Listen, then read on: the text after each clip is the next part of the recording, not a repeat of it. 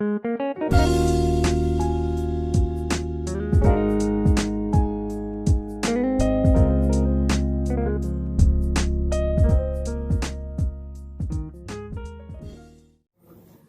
my dear students, in this video we are going to study about data types. C++ supports three different types of data types. The first one is fundamental or primitive data type. They are also called as simple data types.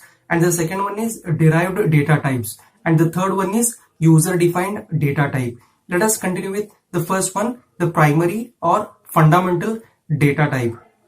Here the fundamental data types such as int, char, float, double, wide. So these are the 5 different types of simple or fundamental data types supported by C++.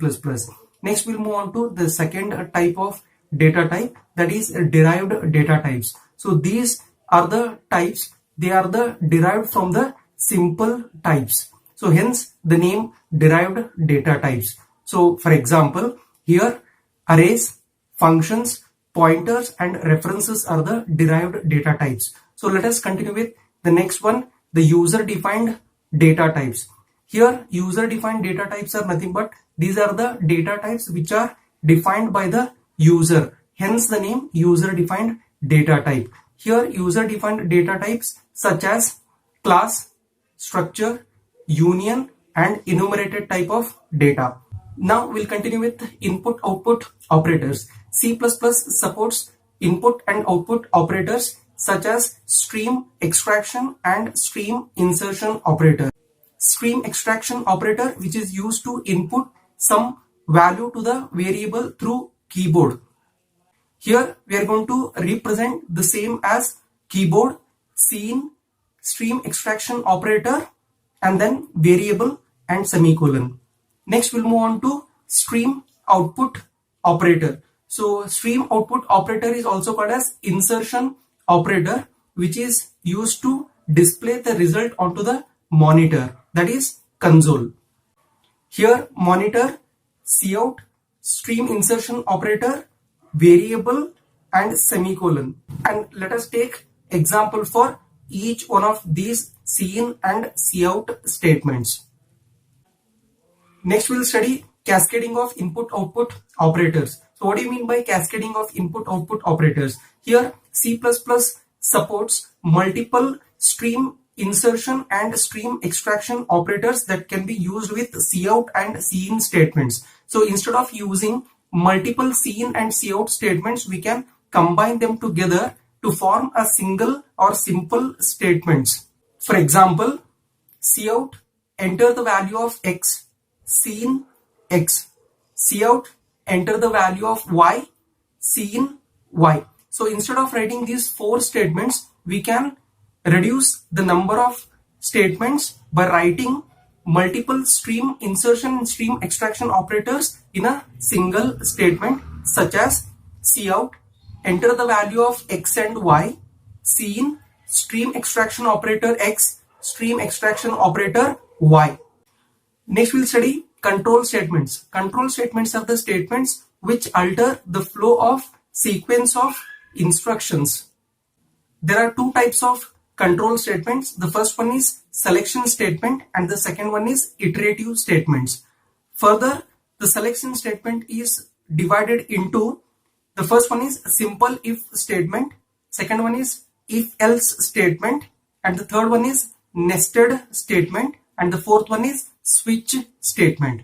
And in an iterative statement, it is further classified into 3 types. The first one is while looping structure, do while looping structure and for looping structure. So let us continue with the selection statement, that is if statement. Here simple if statement will check the condition. If the condition is true, then it is going to return the value. Otherwise no result will be returned. Here for example, we'll take if n double equal to 100, then we are going to display some output as n is equal to 100. Next we'll move on to second selection statement, that is if else statement. Here in this statement, it is called as two-way branching statement. If the condition is true, then the statement 1 will get executed. Otherwise, else part, that is statement 2, will get executed. Next, we'll continue with nested statements. What do you mean by nested statements? One if-else statement is enclosed or embedded within another if-else statement is called as nested statement.